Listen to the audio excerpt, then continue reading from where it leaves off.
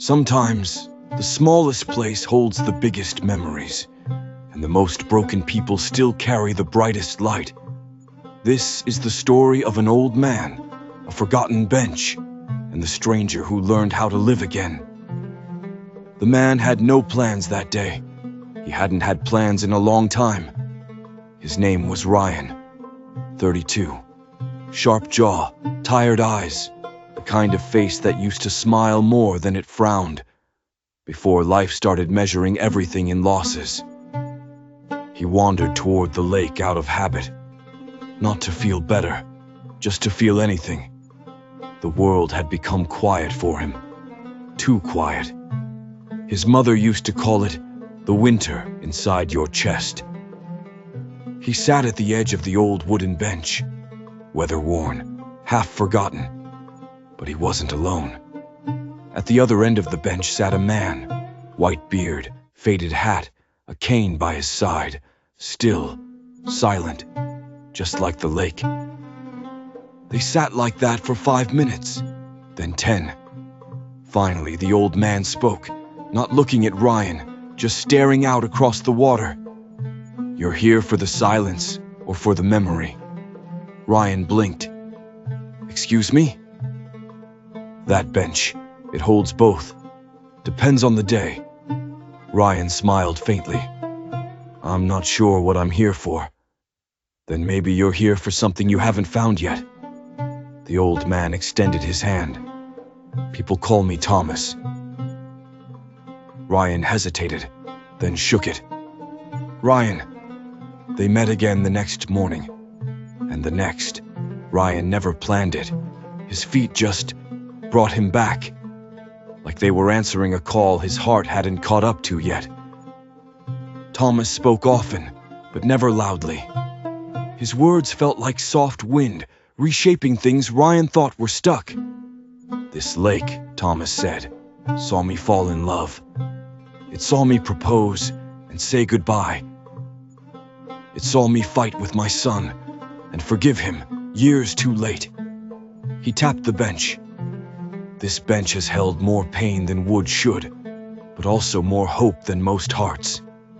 Ryan listened, day after day, and for the first time in months, he didn't feel alone. Thomas never asked about Ryan's story, but one cloudy morning, Ryan offered it anyway. He spoke of a life that almost was, of dreams buried under bills, of the miscarriage that tore his marriage apart, of losing his father the week he lost his job. "Everyone says it gets better," Ryan whispered, "but sometimes it just gets quieter, like the world doesn't even care that you stopped showing up." Thomas looked at him, not with pity, but with knowing. "You think the world forgot you," he said, "but maybe it's waiting for you to come back." That same day, Thomas pointed at a pair of birds on the far side of the lake. "See those two?" he asked. "Same pair every year. They migrate thousands of miles, then always come back here.